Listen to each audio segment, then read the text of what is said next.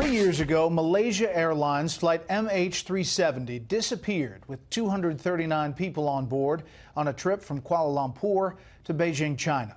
Recently, Phil Stone asked us on Facebook whatever happened to the plane that disappeared supposedly over Australia.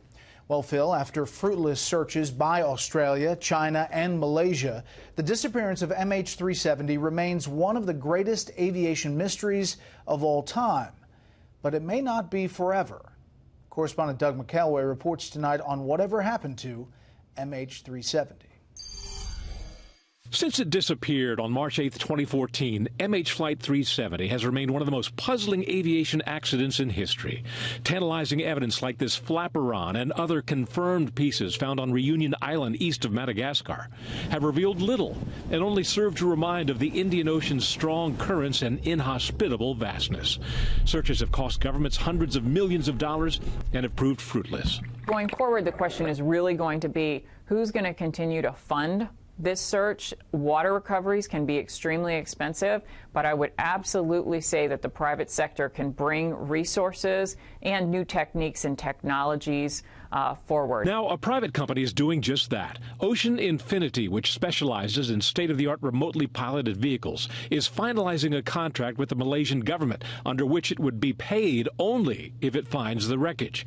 Even absent a cause, the disappearance has led to calls for new safety changes, foremost of which is sending real-time data from planes in flight. Technology can tell me where the nearest Starbucks is. We have got to adapt some of that satellite-based technology to aircraft. The impediments are huge. Flight data recorders, which once compiled 6 data points, now compile hundreds. And while airliners can easily download satellite data for internet and TV, uploading data requires pinpoint accuracy from a fast-moving plane.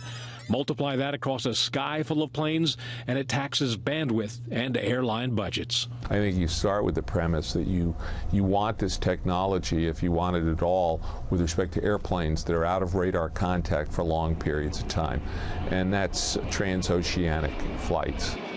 One of the many theories of what brought the plane down is fire.